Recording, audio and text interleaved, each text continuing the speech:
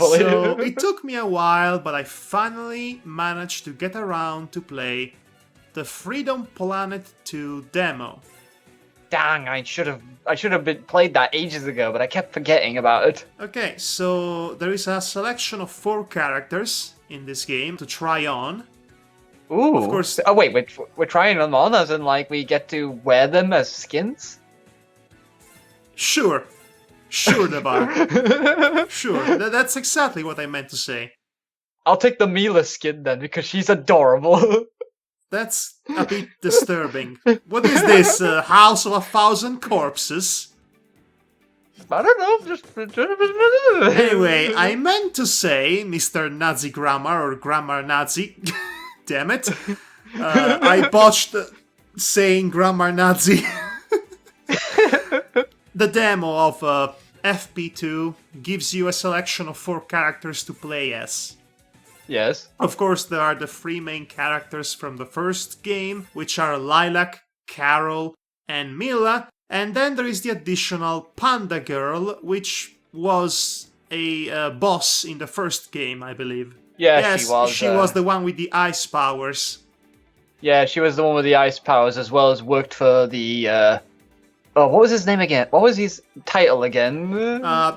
I cannot be bothered to remember because, let's face it, the plot of Freedom Planet was not its strongest suit. No, it definitely was not. But it was fun, and that's what counts, and that's what people would want to come back to. Yes, I would be the same. But yeah, I hope Freedom Planet 2 will improve on that aspect. Okay, this seems promising because they changed a few aspects that did not work with the playable characters in the previous game, but other aspects, mostly the right ones, stayed the same. More specifically, playing as Lilac is the same as playing Lilac in the first game, from what I've seen. Which is fine by me, because she was probably... the well-rounded character. She was the best one to play as. She was perfect to play as, if you ask me. She could attack from every direction on a 360-degree angle. She had a double jump that killed, and that special move that allowed her to reach higher places,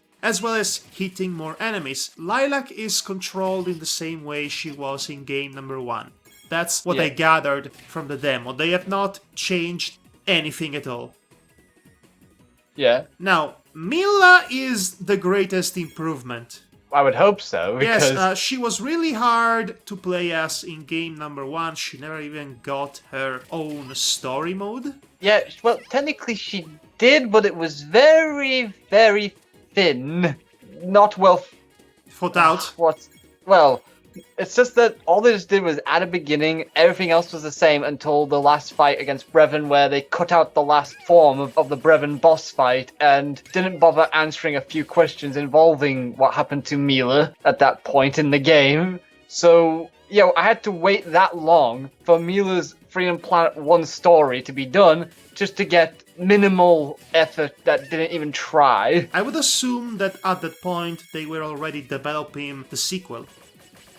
Yeah, that was the only downside. They announced the sequel by the time this update came along, but it took so long. So, as you might recall, Mila was close to being unplayable in the first game. I mean, you would have to really master her in order to get past 1 or 2 bosses. Yes, and she was also at the least amount of HP. Yes, and she also was the type of character you have to be slow and methodical with, in a sense. In a game that wants you to be fast, that's... Yeah, that seems a bit, like, counterintuitive. Well, she is fast in this game, and she's been ironed out, so to speak. So now she can use her powers, her mysterious green gelatinous powers, in very creative ways. For example, she can just summon a green cube to use either as a one-shot powerful attack, or as a machine gun to hit enemies from a distance. That's actually good. That's actually a good improvement already from hearing about that. She has physical attacks, and she's apparently a studied martial artist, judging by her idol animation, like a kung fu master of sorts. And yes, she's definitely a massive improvement and probably the second best character to play as after Lilac. That's good then, especially since she was my favorite in the first one based on design. Which brings me to Carol. Oh, Carol. She has not changed a bit since game number 1, which breaks my heart because if you recall, I had many reservations about her gameplay style. She still cannot hit things above her head, which handicaps greatly. Granted, in the first one, she had a motorcycle that could climb walls. She still has that. Like I said, she has not changed, but there is still that one particular gameplay aspect that still bothers me and makes her playing a bit more unfair. Yeah. Compared to Lilac, for example. Yeah. Because all the other characters, including the Panda Girl, have the ability to hit things that are above them, as well as any other direction. Carol is the only one who doesn't. Which is which is weird. I know, I understand differentiating with your characters and what they can do, but at this point it feels like it's an unnecessary handicap to add to this one character, and that could be detrimental to the overall enjoyment. I do like her new special move, which might actually, if used correctly, if mastered correctly, make up for her shortcomings, because it's a bit similar to what Lilac can do, but instead of just turning into a rotating missile, like Lilac does, she launches her motorcycle, I believe, in midair, and she grabs to it, and she propels from that motorcycle into the direction it has been thrown at. So it basically accomplishes the same thing that Lilac's move does, but it has a bit more flavor to it, or a different flavor to it. It's not that unique, honestly, but it is serviceable, I suppose. I was going to say it's similar to Lilac's, but it sounds quite neat. Her just throwing a motorcycle. Well, I think it's the motorcycle. Honestly, it is so fast, I am not even sure what she is throwing. I'm assuming it's the motorcycle. Interestingly enough, I had these characters fight the same boss at the end of the level. Yeah. And I discovered that it is almost ridiculously easy to defeat that boss if you play as Milla. Yeah. But if you play as Panda Girl, it is a bit more challenging. I even died once. Oh. Okay. I did not die with anyone else. So it has to be the character's own limitations that are bogging her down with this particular boss battle. I'm going to assume that, much like the original game, there are going to be boss fights that are more suited and easy for specific characters as opposed to others. Yeah, I would assume that as well. But anyway, it is still unpolished. There is still some work to be done. This is just a preemptive demo. We'll see how the final product pans out. Yes, it's nice to see that they've, released something to show off at least, so that it gets people talking as well as still stay invested and interested in the product. The product is indeed interesting. It's like a new generation of Sonic the Hedgehog games without actually Sonic the Hedgehog, which makes them better. And speaking of that, there has been a dramatic shift in character design compared to the first game.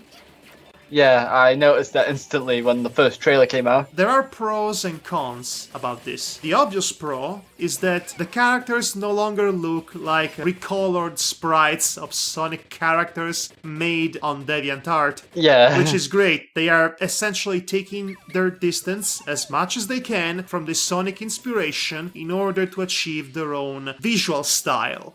An identity, I would say, as well. An identity. I would like to also stress that was the main point that the creator of the series said he really wanted to do. He wanted to try and, make it less Sonic-y looking and more More their own Freedom vision. Planet.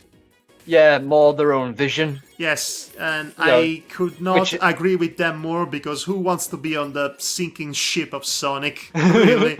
I'm all for it just because, that means they improve on their own product as well as get their own visual style that sets them apart. I mean, they already had set themselves apart with some great boss battles, in the original. To see them build upon this to further improve that and solidify their own identity away from the inspiration is very inspiring to see. It is in very the making. It is very inspiring, yes. Now, those are the pros, obviously, in shifting the character design. Here is the con. Yes, what's the cons? All these characters look like they would appear on Full Affinity. Let's face it, they might have amped a little bit the sex appeal, if you know what I'm saying. Oh yeah, I know what you're saying. It's, I don't think I need to say anything anymore, but No, I definitely looks don't. like they are trying to, Cater to those sort of people? yes, to cater to a very specific, sizable portion of the ideal audience. Oh, Madhog, you do realize that audience is always everywhere. I know, but they are making it a bit obvious. You do realize that even if they didn't cater to them, they I probably know. would have catered to them themselves. I know. I'm just saying. I know what you're saying. I'm just but saying. I know what you're saying, but I decided to just do, kind of, throw I mean, my it's own. not a critique, but But you might as well say it, right? I mean, somebody's out to say it. It's a nice looking character design, but I think it's a bit distracting. While the much more simple and derivative aesthetics of the characters as they were in game number 1 were serviceable to the product. That's what I am going at, essentially. Yeah, Now, I see take what you're that going at. as you will. I'm not taking it off the table. I'm just leaving it there for you to pick back up. Yes, well, either way, I know I'm going to enjoy this game when it comes out. So, Yeah, I'm definitely going to get it. I would definitely get it myself. I need to play the demo first. Yes. For the life of me, I've been so busy with everything else that I've not had the chance to. Yes, while at it, you should get Creepy Castle and play it, because Creepy Castle is great, needs all the love. Yeah, Creepy Castle definitely deserves some love for its creativity.